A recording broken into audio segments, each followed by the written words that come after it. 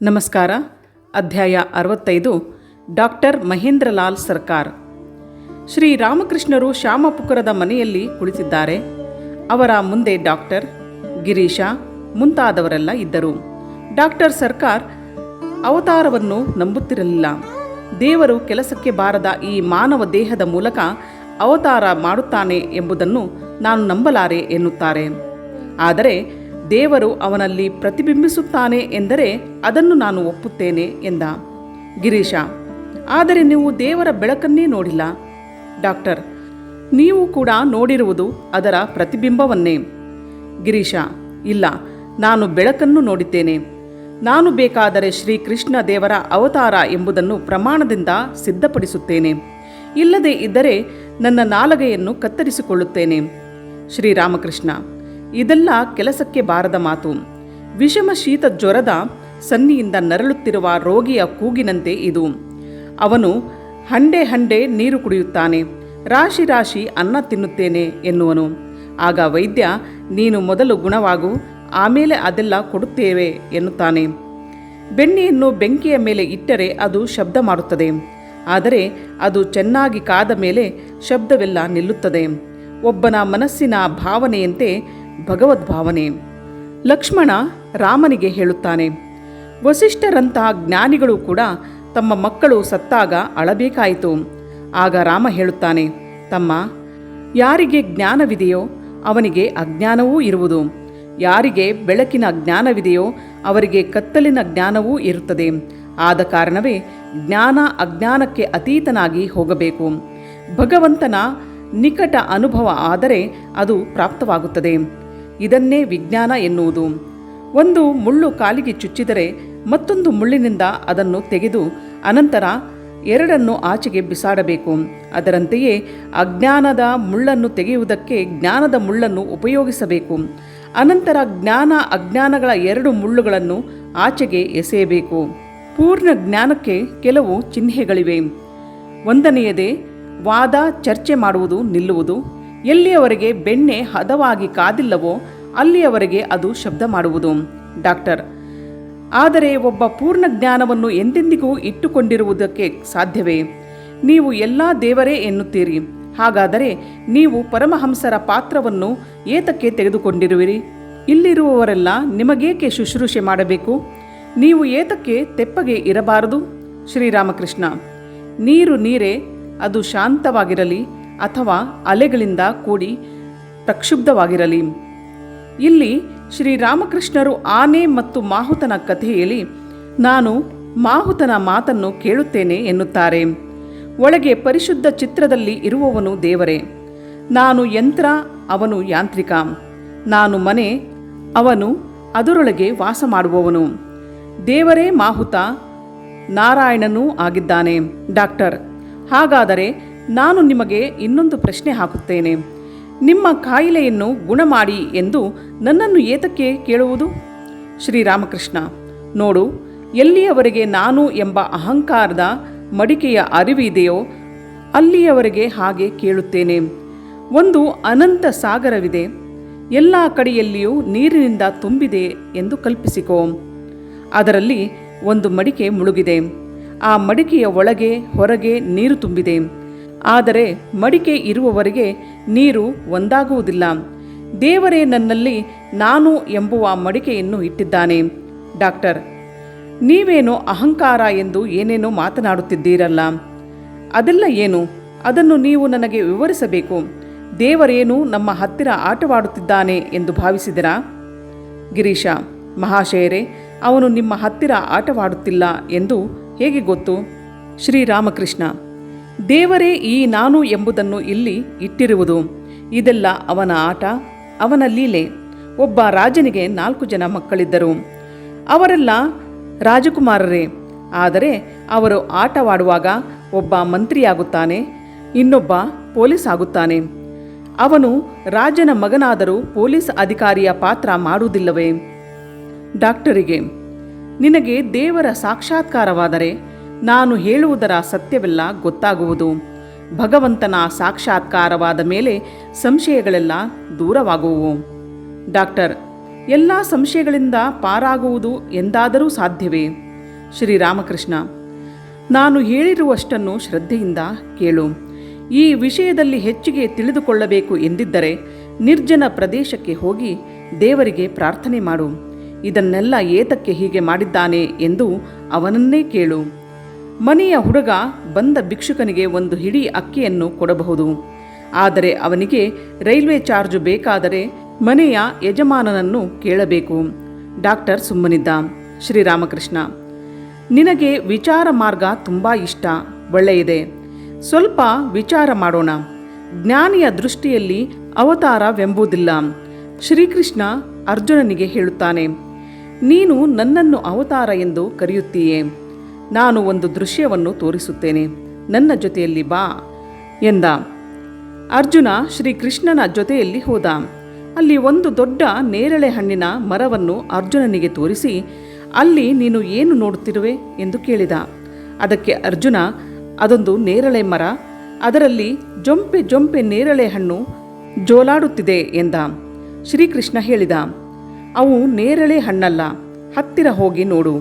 ಅರ್ಜುನ ಹತ್ತಿರ ಹೋಗಿ ನೋಡುತ್ತಾನೆ. ಆ ಗೊಂಚಲಿನಲ್ಲಿ ಇದ್ದವು ಶ್ರೀಕೃಷ್ಣರುಗಳು, ಹಣ್ಣುಗಳಲ್ಲ. ಎಷ್ಟೊಂದು ಕೃಷ್ಣರು ಜೋಲಾಡುತ್ತಿದ್ದರು. ಈಗ ಗೊತ್ತಾಯಿತೆ ಅಲ್ಲಿ ಎಷ್ಟೊಂದು ಜನ ಕೃಷ್ಣರಿದ್ದಾರೆ ಎಂಬುದು. ವೇದಾಂತ ವಿಚಾರವನ್ನು ಸ್ವಲ್ಪ ಕೇಳು. ಒಬ್ಬ ಮಂತ್ರವಾದಿ ತನ್ನ ಕೈಚಳಕವನ್ನು ತೋರುವುದಕ್ಕೆ ಒಬ್ಬ ರಾಜನ ಬಳಿಗೆ ಬಂದ. ಮಂತ್ರವಾದಿ ಪಕ್ಕಕ್ಕೆ ಸರಿದಾಗ ಒಬ್ಬ ಕುದುರೆಯ ಮೇಲೆ ಸವಾರಿ ಮಾಡಿಕೊಂಡು ಬಂದ. ಅವನು ಚೆನ್ನಾಗಿ ಬಟ್ಟೆ ಬರೆ ಹಾಕಿಕೊಂಡಿದ್ದ. ಅವನಲ್ಲಿ ಎಲ್ಲ ಶಸ್ತ್ರಾಸ್ತ್ರಗಳೂ ಇದ್ದವು. ರಾಜ ಮತ್ತು ಸಭಿಕರು ತಾವು ನೋಡುವುದರಲ್ಲಿ ಯಾವುದು ನಿಜ ಎಂದು ತಮ್ಮ ತಮ್ಮಲ್ಲೇ ತರ್ಕಿಸತೊಡಗಿದರು.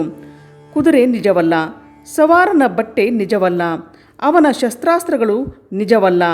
ಇವುಗಳಲ್ಲಿ ನಿಜವಾಗಿರುವವನು ಸವಾರ ಒಬ್ಬನೇ ಎಂಬುದನ್ನು ಕಂಡುಹಿಡಿದರು. ಇದರ ಮುಖ್ಯ ಸಾರಾಂಶವೇನೆಂದರೆ ಬ್ರಹ್ಮ ಒಂದೇ ಸತ್ಯ, ಉಳಿದವುಗಳೆಲ್ಲ ಮಿಥ್ಯ ಎಂಬುದು. ನೀವು ವಿಶ್ಲೇಷಣೆ ಮಾಡುತ್ತಾ ಹೋದರೆ ಕೊನೆಗೆ ಏನೂ ಉಳಿಯುವುದಿಲ್ಲ.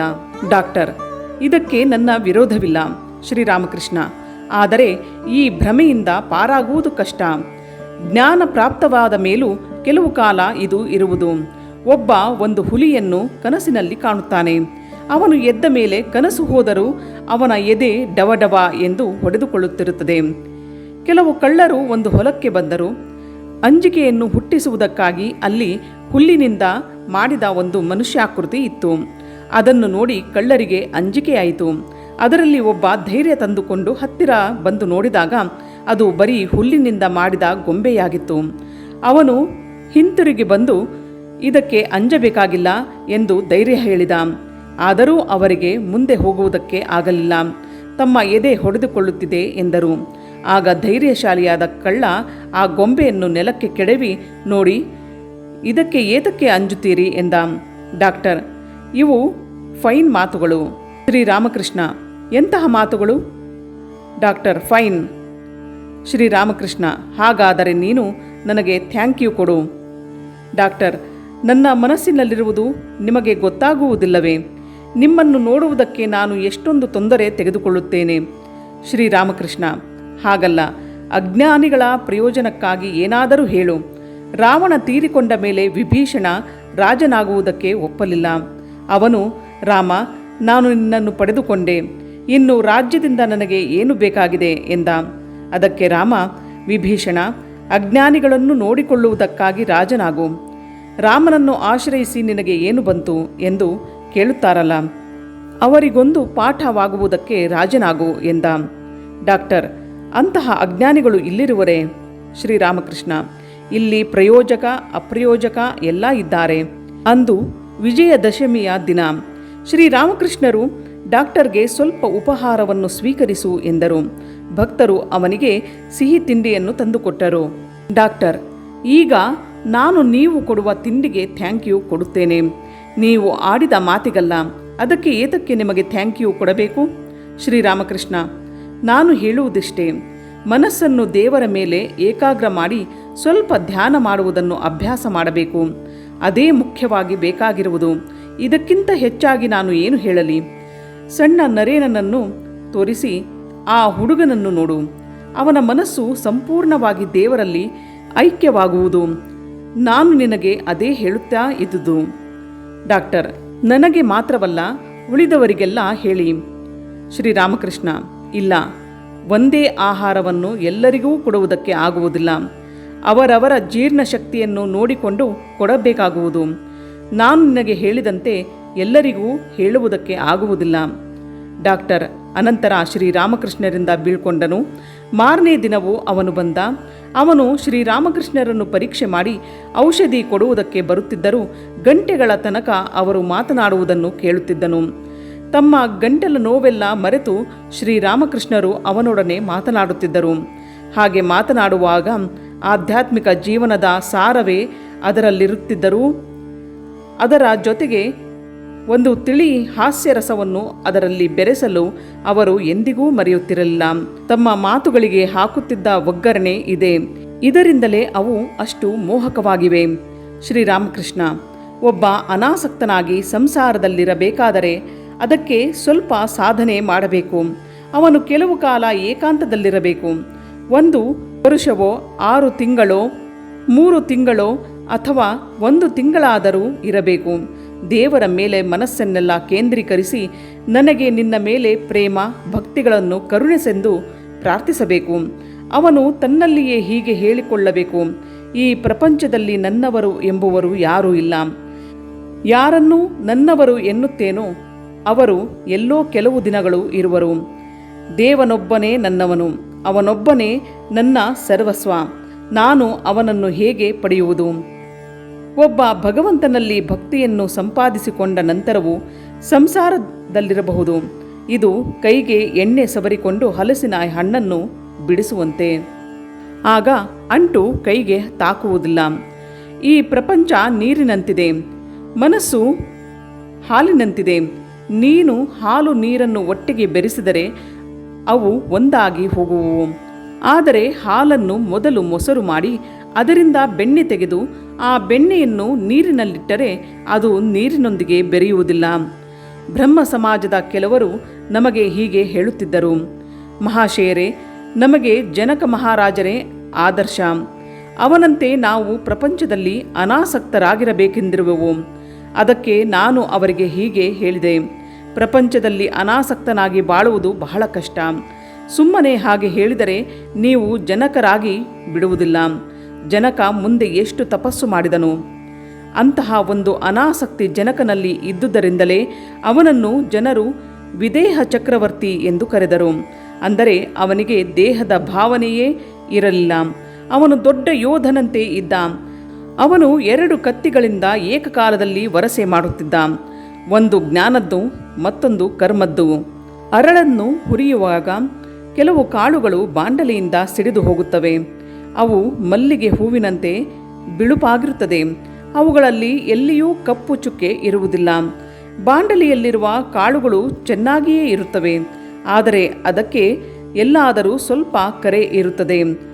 ಅದರಂತೆ ಸಂಸಾರವನ್ನು ತ್ಯಾಗ ಮಾಡಿದ ಸನ್ಯಾಸಿಗೆ ಜ್ಞಾನ ಬಂದರೆ ಅವನು ಪರಿಶುದ್ಧನಾಗಿರುತ್ತಾನೆ.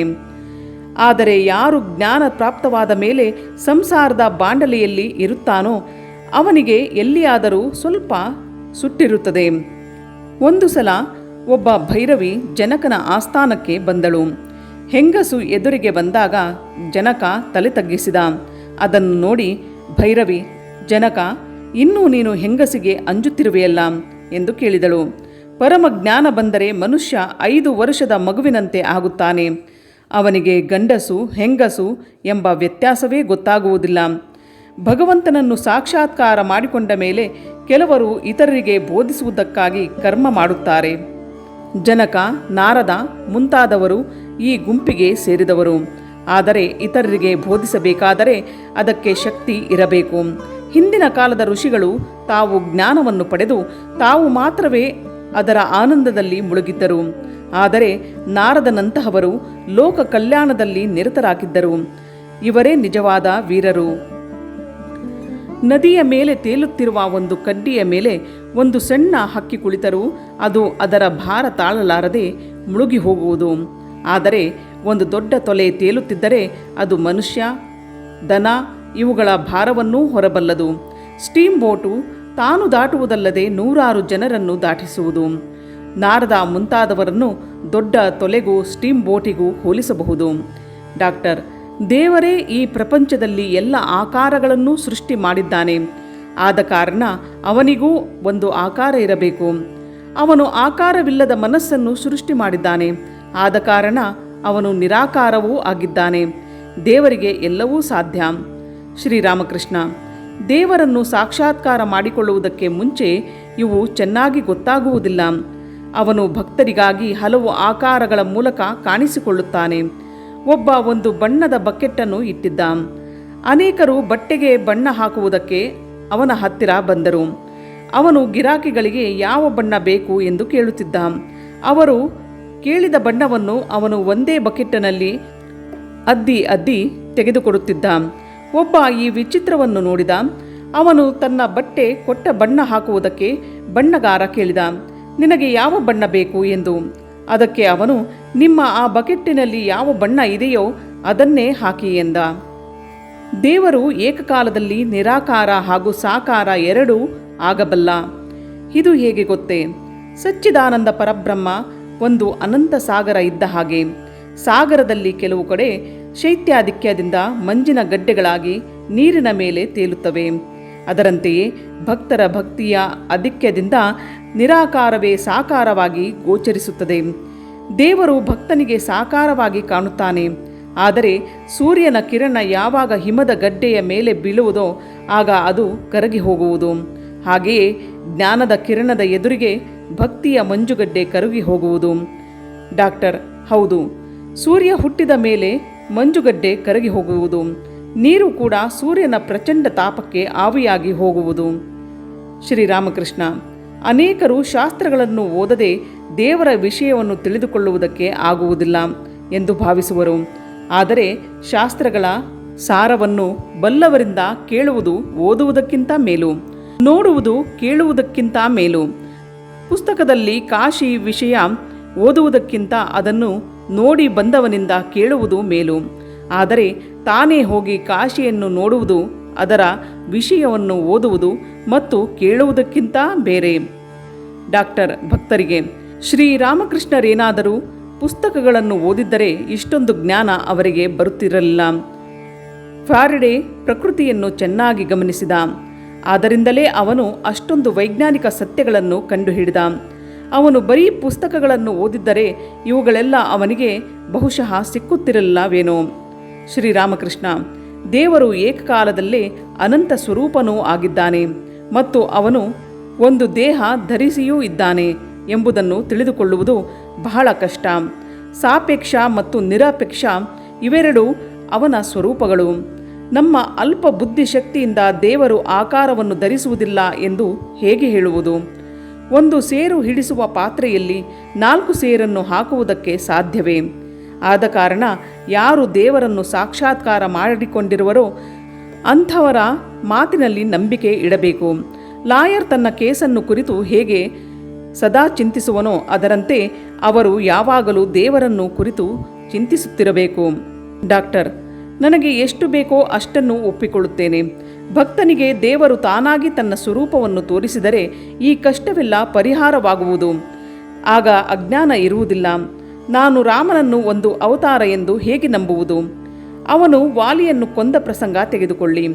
ಅವನು ಕಳ್ಳನಂತೆ ಒಂದು ಮರದ ಹಿಂದೆ ಅವಿತುಕೊಂಡು ವಾಲಿಯನ್ನು ಕೊಂದ.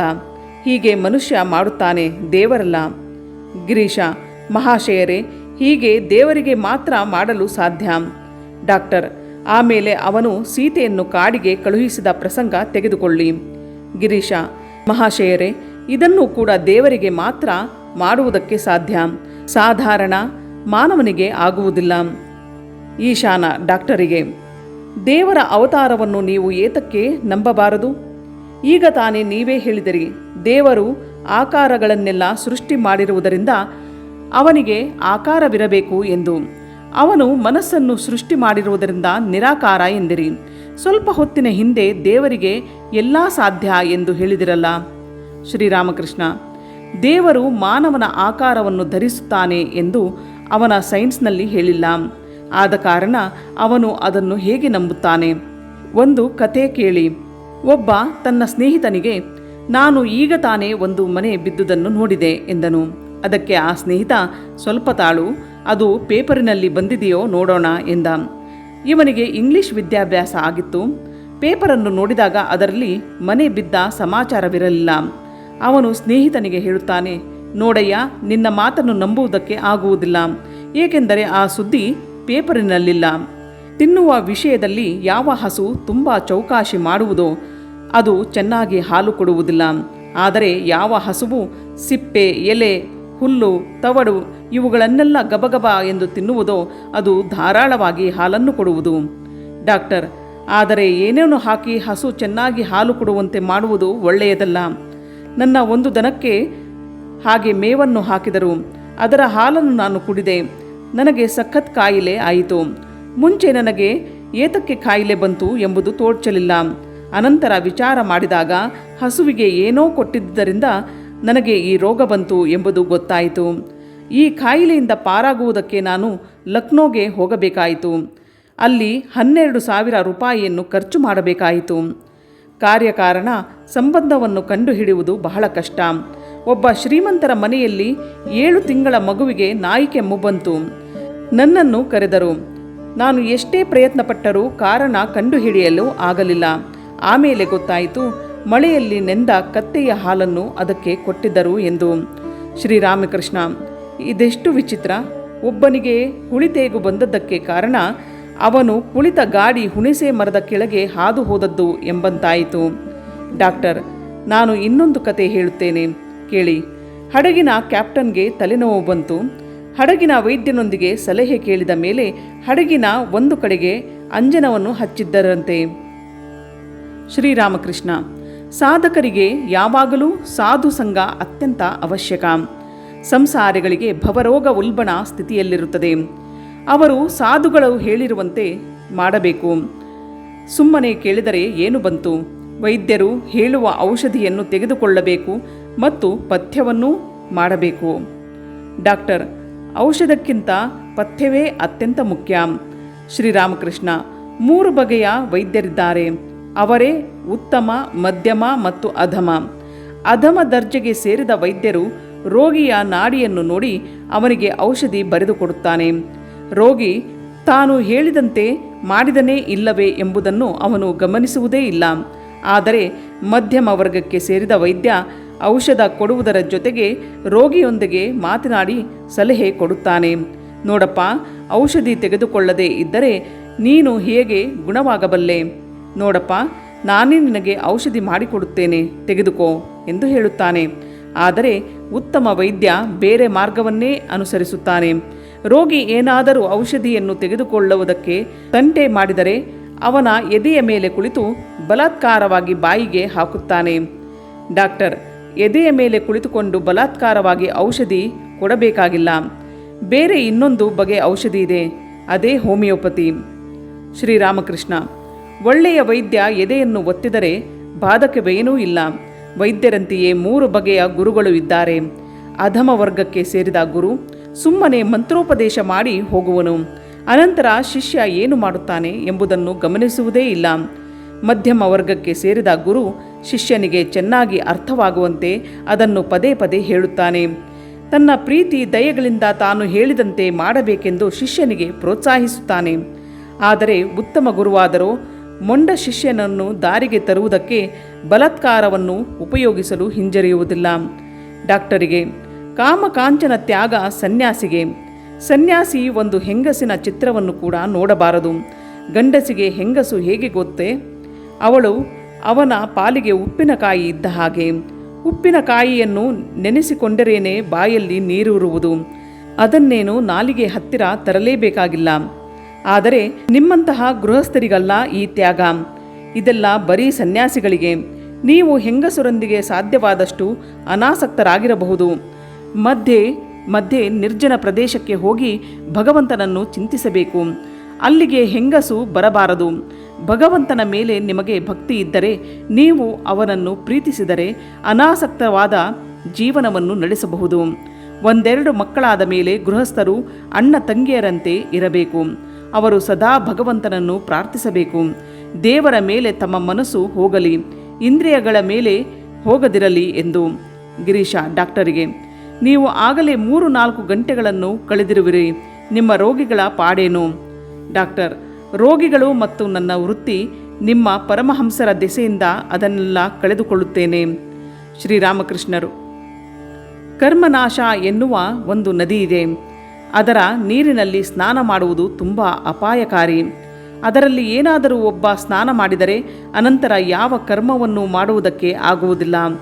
ಇದು ಅವನ ಕರ್ಮವನ್ನೇ ನಾಶ ಮಾಡುವುದು. ಡಾಕ್ಟರ್ ಗಿರೀಶ ಮಹೇಂದ್ರ ಮತ್ತು ಇತರ ಭಕ್ತರಿಗೆ, ಸ್ನೇಹಿತರೆ, ನೀವು ನನ್ನನ್ನು ನಿಮ್ಮಲ್ಲಿ ಒಬ್ಬ ಎಂದು ಪರಿಗಣಿಸಿ. ನಾನು ಇದನ್ನು ವೈದ್ಯನಂತೆ ಹೇಳುತ್ತಿಲ್ಲ. ನೀವು ನನ್ನನ್ನು ನಿಮ್ಮವನೆಂದು ಭಾವಿಸಿದರೆ ನಾನು ನಿಮ್ಮವನು. ಶ್ರೀರಾಮಕೃಷ್ಣ, ಪ್ರೀತಿಗಾಗಿ ಪ್ರೀತಿ ಎಂಬುದೊಂದು ವಾಡಿಕೆಯಿದೆ. ಇಂತಹ ಪ್ರೀತಿ ಒಬ್ಬನಿಗೆ ಬಂದರೆ ಬಹಳ ಒಳ್ಳೆಯದು. ಪ್ರಹ್ಲಾದ ಕೇವಲ ಪ್ರೀತಿಗಾಗಿ ದೇವರನ್ನು ಪ್ರೀತಿಸಿದ. ಪ್ರಹ್ಲಾದನಂತಹ ಭಕ್ತ ಹೀಗೆ ಹೇಳುತ್ತಾನೆ, ದೇವರೇ ನನಗೆ ಐಶ್ವರ್ಯ ಬೇಡ, ಸುಖ ಭೋಗಗಳು ಬೇಡ, ಕೀರ್ತಿ ಬೇಡ, ನಿನ್ನ ಪಾದ ಕಮಲಗಳ ಮೇಲೆ ಪರಿಶುದ್ಧವಾದ ಭಕ್ತಿಯನ್ನು ಮಾತ್ರ ನೀಡು. ಡಾಕ್ಟರ್, ಮಹಾಶಯರೇ, ನೀವು ಹೇಳುವುದು ನಿಜ. ನಾನು ಕಾಳಿಕಾ ಮಾತೆಗೆ ನಮಸ್ಕಾರವನ್ನು ಮಾಡುವ ಜನರನ್ನು ನೋಡಿದ್ದೇನೆ. ಅವರು ಅದಕ್ಕೆ ಪ್ರತಿಯಾಗಿ ದೇವರಲ್ಲಿ ನನಗೆ ಕೆಲಸ ಕೊಡಿಸು, ರೋಗವನ್ನು ಗುಣಪಡಿಸು ಇತ್ಯಾದಿ ಕೇಳುತ್ತಾರೆ. ಶ್ರೀರಾಮಕೃಷ್ಣರಿಗೆ, ನಿಮಗೆ ಬಂದಿರುವ ಕಾಯಿಲೆಯಲ್ಲಿ ನೀವು ಜನರೊಡನೆ ಮಾತನಾಡಬಾರದು. ಆದರೆ ನಾನು ಒಂದು ವಿನಾಯಿತಿ, ಎಕ್ಸೆಪ್ಷನ್. ನಾನಿಲ್ಲಿರುವಾಗ ಬೇಕಾದರೆ ನೀವು ನನ್ನೊಡನೆ ಮಾತನಾಡಬಹುದು. ಶ್ರೀರಾಮಕೃಷ್ಣ, ದಯವಿಟ್ಟು ನನ್ನ ಕಾಯಿಲೆಯನ್ನು ಗುಣಮಾಡು. ನಾನು ಇದರಿಂದಾಗಿ ಭಗವಂತನ ಹೆಸರು, ಅವನ ಗುಣಗಳನ್ನು ಗಾನ ಮಾಡಲಾರೆ. ಡಾಕ್ಟರ್, ನೀವು ಅವನನ್ನು ಧ್ಯಾನ ಮಾಡಿದರೆ ಸಾಕು. ಶ್ರೀರಾಮಕೃಷ್ಣ, ನೀನು ಹೇಳುವುದೇನು? ನಾನು ಏತಕ್ಕೆ ನೀರಸವಾಗಿರಬೇಕು?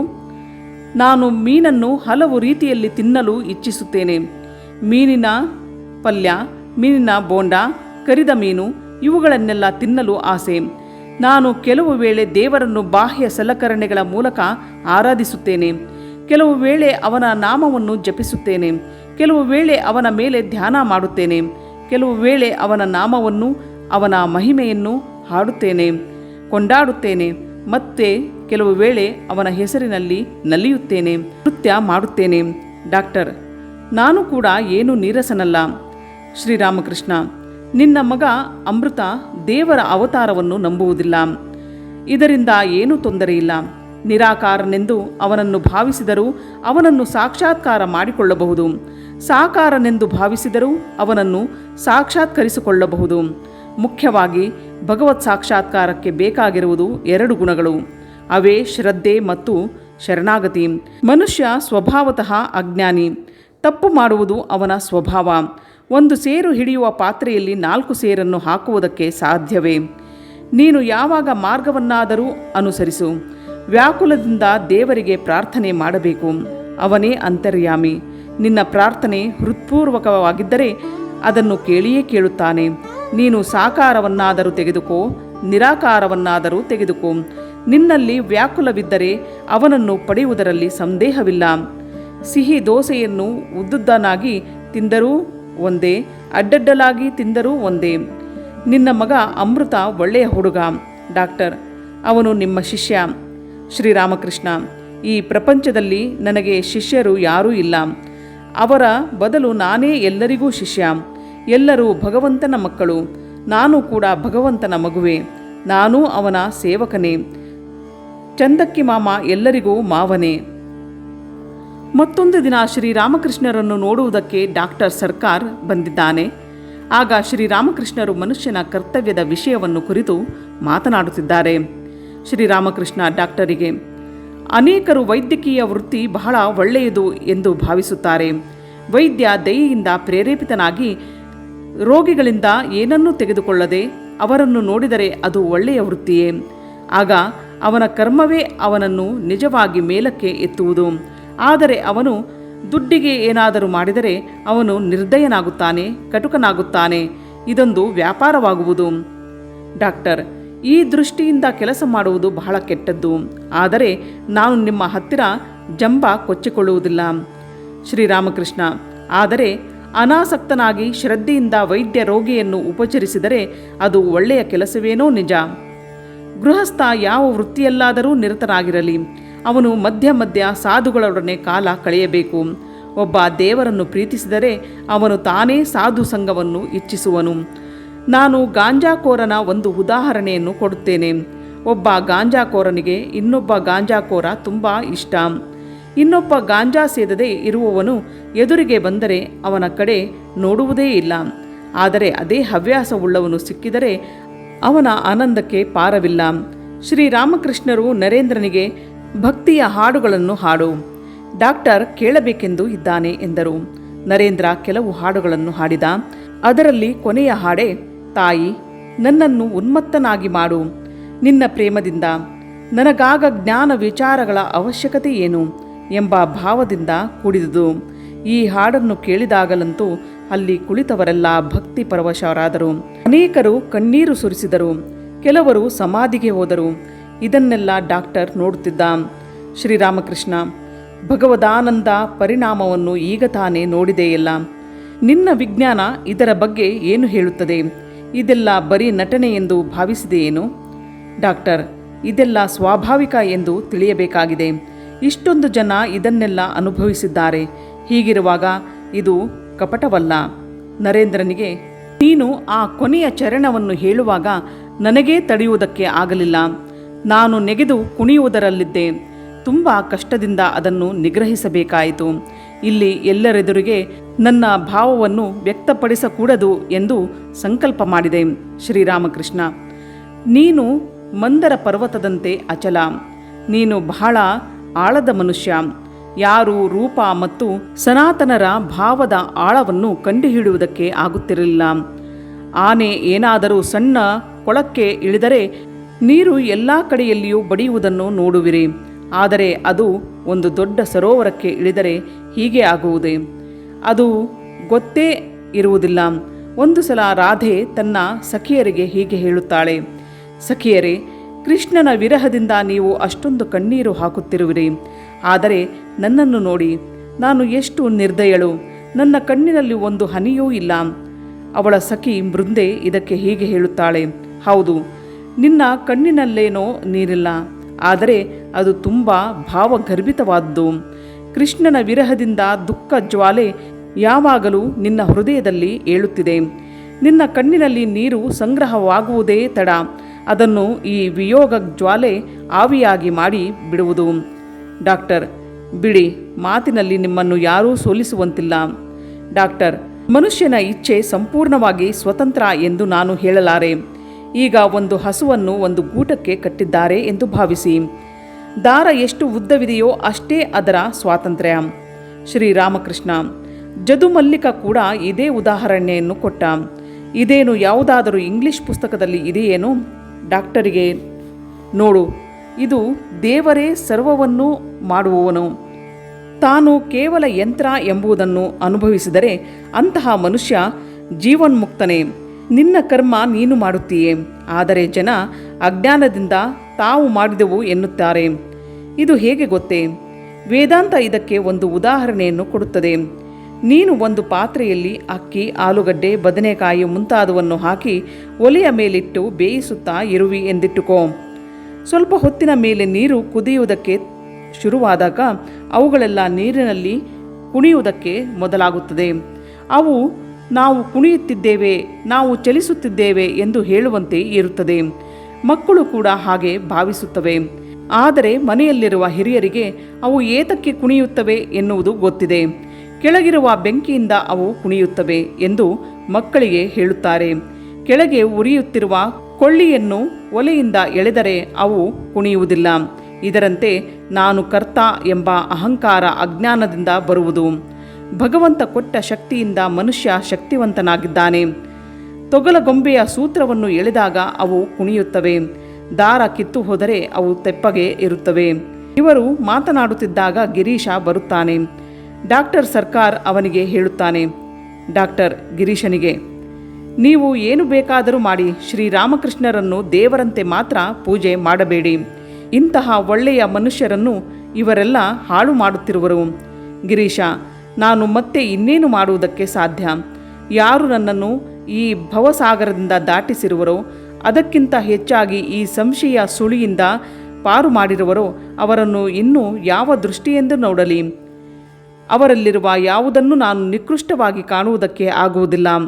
ಅವರ ಹೇಸಿಗೆಯನ್ನು ಕೂಡ ನಾನು ನಿಕೃಷ್ಟವಾಗಿ ಕಾಣಲಾರೆ. ಡಾಕ್ಟರ್, ಹೇಸಿಗೆ ನನಗೂ ಏನೂ ಅಸಹ್ಯ ಹುಟ್ಟಿಸುವುದಿಲ್ಲ. ಒಂದು ಸಲ ಒಬ್ಬ ಅಂಗಡಿಯವನು ಮಗುವನ್ನು ಚಿಕಿತ್ಸೆಗಾಗಿ ಕರೆದುಕೊಂಡು ಬಂದನು. ಅದು ಅಲ್ಲಿಯೇ ಹೇಸಿಗೆ ಮಾಡಿತು. ಎಲ್ಲರೂ ಮೂಗನ್ನು ಮುಚ್ಚಿಕೊಂಡರು. ಆದರೆ ನಾನು ಮಗುವಿನ ಸಮೀಪದಲ್ಲಿ ಮೂಗನ್ನು ಮುಚ್ಚಿಕೊಳ್ಳದೆ ಅರ್ಧ ಗಂಟೆ ಇದ್ದೆ. ಕಸ ಗುಡಿಸುವವನು ಬುಟ್ಟಿಯಲ್ಲಿ ನನ್ನ ಪಕ್ಕದಲ್ಲೇ ಹೇಸಿಗೆಯನ್ನು ತೆಗೆದುಕೊಂಡು ಹೋದರೂ ನಾನು ಮೂಗು ಮುಚ್ಚಿಕೊಳ್ಳುವುದಿಲ್ಲ. ಕಸ ಗುಡಿಸುವವನಿಗೂ ನನಗೂ ಯಾವ ವ್ಯತ್ಯಾಸವೂ ಇಲ್ಲವೆನ್ನುವುದು ನನಗೆ ಗೊತ್ತಿದೆ. ನಾನು ಇವರ ಶ್ರೀರಾಮಕೃಷ್ಣರ ಪಾದಧೂಳಿಯನ್ನು ತೆಗೆದುಕೊಳ್ಳಲಾರೆನೆ ನೋಡು ಎಂದು ಡಾಕ್ಟರ್ ಬಗ್ಗಿ ಶ್ರೀರಾಮಕೃಷ್ಣರಿಗೆ ನಮಸ್ಕಾರ ಮಾಡುವನು. ಗಿರೀಶ, ದೇವತೆಗಳು ಇದು ಧನ್ಯವಾದ ಸಮಯ ಎಂದು ಕೊಂಡಾಡುತ್ತಿರುವರು. ಡಾಕ್ಟರ್, ಸಂಕಟ ಬಂದಾಗ ಜನ ವೆಂಕಟರಮಣನನ್ನು ಚಿಂತಿಸುತ್ತಾರೆ. ದೇವರೇ ದೇವರೇ ಎಂದು ಅವರು ಸುಮ್ಮನೆ ಕರೆಯುವುದಿಲ್ಲ. ನಿಮ್ಮ ಗಂಟಲಿನಲ್ಲಿ ಬೇನೆ ಇರುವುದರಿಂದ ನೀವು ದೇವರೇ ದೇವರೇ ಎನ್ನುತ್ತೀರಿ. ಈಗ ನೀವು ಹತ್ತಿ ಎಕ್ಕುವವನ ಕೈಗೆ ಬಿದ್ದಿದ್ದೀರಿ.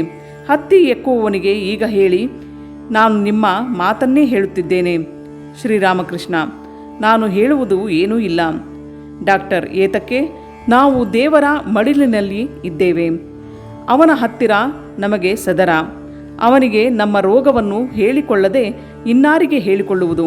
ಶ್ರೀರಾಮಕೃಷ್ಣ, ಹೌದು, ನೀನು ಹೇಳುವುದು ಸರಿ. ಯಾವಾಗಲೋ ಒಂದು ಸಲ ಇವುಗಳ ವಿಷಯವನ್ನು ಹೇಳುವುದಕ್ಕೆ ಪ್ರಯತ್ನಿಸುತ್ತೇನೆ, ಆದರೆ ಸಾಧ್ಯವಾಗುವುದಿಲ್ಲ. ಡಾಕ್ಟರ್, ನೀವು ಅವನಿಗೆ ಇದನ್ನು ಹೇಳುವುದಾದರೂ ಏತಕ್ಕೆ? ಅವನಿಗೆ ಇದು ಗೊತ್ತಿಲ್ಲವೇ? ಶ್ರೀರಾಮಕೃಷ್ಣ, ಒಬ್ಬ ಮುಸಲ್ಮಾನ ದೇವರನ್ನು ಪ್ರಾರ್ಥಿಸುವಾಗ ಅಲ್ಲಾ ಅಲ್ಲಾ ಎಂದು ಜೋರಾಗಿ ಕೂಗಿಕೊಳ್ಳುತ್ತಿದ್ದ. ಮತ್ತೊಬ್ಬ ಹೇಳಿದ, ನೀನು ದೇವರನ್ನು ಪ್ರಾರ್ಥಿಸುತ್ತಿರುವೆ, ಅದೇನೋ ಒಳ್ಳೆಯದೇ, ಆದರೆ ನೀನು ಏತಕ್ಕೆ ಇಷ್ಟು ಜೋರಾಗಿ ಕಿರಿಚಿಕೊಳ್ಳುತ್ತಿರುವೆಯಲ್ಲ? ಇರುವೆ ಕಾಲಿನ ಸಪ್ಪಳವನ್ನು ಕೂಡ ಅವನು ಕೇಳುತ್ತಾನೆ ಎಂಬುದು ನಿನಗೆ ಗೊತ್ತಿಲ್ಲವೇ? ಮನಸ್ಸು ದೇವರೊಂದಿಗೆ ಐಕ್ಯವಾದಾಗ ಅವನು ತನ್ನ ಸಮೀಪದಲ್ಲೇ ಹೃದಯ ಮಂದಿರದಲ್ಲೇ ಇರುತ್ತಾನೆ ಎಂಬುದು ಗೊತ್ತಾಗುತ್ತದೆ. ಆದರೆ ನೀನು ಒಂದು ವಿಷಯವನ್ನು ನೆನಪಿನಲ್ಲಿಡಬೇಕು. ನೀನು ಈ ಏಕತೆಯನ್ನು ಎಷ್ಟು ಜಾಸ್ತಿ ಅನುಭವಿಸುತ್ತೀಯೋ ಅಷ್ಟು ಸಂಸಾರದಿಂದ ದೂರವಿರುವೆ. ಭಕ್ತ ಮಾಲೆಯಲ್ಲಿ ಬಿಲ್ವ ಮಂಗಳನ ಕಥೆ ಬರುವುದು. ಅವನು ಒಬ್ಬ ವೇಶ್ಯೆ ಮನೆಗೆ ಹೋಗುತ್ತಿದ್ದ. ಒಂದು ದಿನ ಅವಳ ಮನೆಗೆ ಹೋಗುವುದಕ್ಕೆ ಬಹಳ ಹೊತ್ತಾಯಿತು. ರಾತ್ರಿ ವೇಳೆ ಮೀರಿತು. ಅವನು ಮನೆಯಲ್ಲಿ ಅಪ್ಪ ಅಮ್ಮನ ಶ್ರಾದ್ದ ಮಾಡಬೇಕಾಗಿದ್ದುದರಿಂದ ತಡವಾಯಿತು. ಅವನು ತನ್ನ ಕೈಯಲ್ಲಿ ಪಿತೃಗಳಿಗೆ ಅರ್ಪಿಸಿದ ತಿಂಡಿಯನ್ನು ತನ್ನ ವೇಶ್ಯೆಗೆ ಕೊಡುವುದಕ್ಕೆ ಇಟ್ಟುಕೊಂಡಿದ್ದ. ಅವನ ಮನಸ್ಸೆಲ್ಲ ಅವಳ ಮೇಲೆ ನೆಟ್ಟು ಹೋಗಿತ್ತು. ಅವನು ನಡೆಯುತ್ತಿರುವುದೇ ಅವನಿಗೆ ಗೊತ್ತಾಗಲಿಲ್ಲ. ದಾರಿಯಲ್ಲಿ ಒಬ್ಬ ಯೋಗಿ ದೇವರನ್ನು ಧ್ಯಾನಿಸುತ್ತಾ ಕುಳಿತಿದ್ದ. ಬಿಲ್ವ ಮಂಗಳ ಅವನನ್ನು ತುಳಿದ. ಯೋಗಿಗೆ ಕೋಪ ಬಂತು. ಏನು, ನಿನಗೆ ಕಂಡಿಲ್ಲವೇ? ದೇವರನ್ನು ಕುರಿತು ನಾನು ಧ್ಯಾನಿಸುತ್ತಿದ್ದರೆ ನೀನು ನನ್ನನ್ನು ತುಳಿಯುತ್ತಿರುವೆಲ್ಲ ಎಂದ. ಬಿಲ್ವಮಂಗಳ ಆ ಯೋಗಿಯ ಕ್ಷಮಾಪಣೆಯನ್ನು ಕೇಳಿ, ನಾನು ನಿಮ್ಮನ್ನು ಒಂದು ಪ್ರಶ್ನೆ ಕೇಳಲೆ? ಒಬ್ಬ ವೇಶ್ಯೆಯನ್ನು ಕುರಿತು ನಾನು ಚಿಂತಿಸುವುದರಿಂದಲೇ ಬಾಹ್ಯ ಪ್ರಜ್ಞೆ ಇಲ್ಲದವನಾಗಿದ್ದೇನೆ. ಆದರೆ ನೀವು ದೇವರನ್ನು ಕುರಿತು ಚಿಂತಿಸುತ್ತಿದ್ದರೂ ನಿಮಗೆ ಬಾಹ್ಯ ಪ್ರಜ್ಞೆ ತಪ್ಪಿ ಹೋಗಿಲ್ಲವಲ್ಲ? ಎಂತಹ ಧ್ಯಾನ ನಿಮ್ಮದು? ಇನ್ನೊಂದು ಕತೆ ಕೇಳು ಎಂದು ಡಾಕ್ಟರ್ ಸರ್ಕಾರನಿಗೆ ಹೇಳುತ್ತಾರೆ. ಒಬ್ಬ ದೊರೆ ಪ್ರತಿದಿನವೂ ಒಬ್ಬ ಪಂಡಿತನಿಂದ ಭಾಗವತ ಓದಿಸಿ ಕೇಳುತ್ತಿದ್ದ. ಪ್ರತಿದಿನ ಭಾಗವತವನ್ನು ವಿವರಿಸಿದ ಮೇಲೆ ಪಂಡಿತ ರಾಜನಿಗೆ, ಮಹಾಸ್ವಾಮಿ, ನಾನು ಹೇಳಿದ್ದು ನಿಮಗೆ ಗೊತ್ತಾಯಿತೆ ಎಂದು ಕೇಳುತ್ತಿದ್ದ. ಅದಕ್ಕೆ ರಾಜ ಪ್ರತಿ ಸಲವೂ, ಮುಂಚೆ ನೀವೇ ಇದನ್ನು ಅರ್ಥ ಮಾಡಿಕೊಳ್ಳಿ ಎನ್ನುತ್ತಿದ್ದ. ಪಂಡಿತ ಮನೆಗೆ ಹೋಗಿ, ರಾಜ ಏತಕ್ಕೆ ಪ್ರತಿದಿನವೂ ಹೀಗೆ ನನಗೆ ಹೇಳುತ್ತಾನೆ? ನಾನು ಭಾಗವತನನ್ನು ಅಷ್ಟೊಂದು ಸ್ಪಷ್ಟವಾಗಿ ವಿವರಿಸುತ್ತೇನೆ, ಆದರೂ ನೀವೇ ಮೊದಲು ಅದನ್ನು ತಿಳಿದುಕೊಳ್ಳಿ ಎನ್ನುತ್ತಾನಲ್ಲ, ಇದರ ಅರ್ಥವೇನು? ಪಂಡಿತ ಮತ್ತೆ ಮತ್ತೆ ಸಾಧನೆ ಮಾಡಿ ಅದರ ಅರ್ಥ ತಿಳಿಯಲು ಪ್ರಯತ್ನಿಸಿದ. ಕೆಲವು ಕಾಲದ ಮೇಲೆ ದೇವರೊಬ್ಬನೇ ಸತ್ಯ, ಮನೆ, ಐಶ್ವರ್ಯ, ಸ್ನೇಹಿತರು, ಕೀರ್ತಿ ಇವುಗಳೆಲ್ಲ ಕ್ಷಣಿಕ ಎಂಬುದನ್ನು ಅರಿತ. ಈ ಸಂಸಾರದ ಅನಿತ್ಯತೆಯನ್ನು ಅರಿತು ಅವನು ಮನೆ ಬಿಟ್ಟು ಹೋದ. ಹೋಗುವಾಗ ರಾಜನಿಗೆ ಇದನ್ನು ತಿಳಿಸಿ ಹೀಗೆಂದ, ದೊರೆಯೇ, ಈಗ ನನಗೆ ಗೊತ್ತಾಯಿತು. ಇದನ್ನು ಕೇಳಿ ಡಾಕ್ಟರ್ ಸುಮ್ಮನೆ ಇದ್ದ.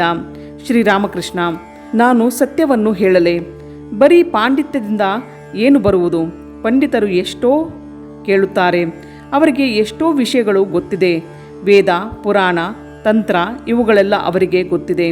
ಆದರೆ ಬರೀ ಪಾಂಡಿತ್ಯದಿಂದ ಬಂದ ಪ್ರಯೋಜನವೇನು? ವಿವೇಕ ಮತ್ತು ವೈರಾಗ್ಯ ಅತ್ಯಂತ ಅವಶ್ಯಕ. ಇದಿದ್ದರೆ ಅವನು ಹೇಳುವ ಮಾತಿಗೆ ಬೆಲೆ.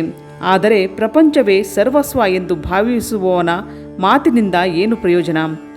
ಸೂರ್ಯ ಪಶ್ಚಿಮ ದಿಗಂತದಲ್ಲಿ ಇಳಿಯುವಾಗ ಸಂಧ್ಯಾರಾಗವನ್ನು ಎರಚಿ ಇಳಿಯುತ್ತಾನೆ ಎಂದು ಹೇಳಿದೆವು. ಶ್ರೀರಾಮಕೃಷ್ಣರು ಮರಣಶಯ್ಯೆಯ ಮೇಲೆ ಇದ್ದಾಗ ಬಂದ ನುಡಿಗಳು ಇವು. ಎಂತಹ ಸುಂದರವಾದ ಭಾವನೆಗಳ ಗೊಂಚಲು ಇವು. ಅಧ್ಯಾಯ 65 ಮುಗಿಯಿತು.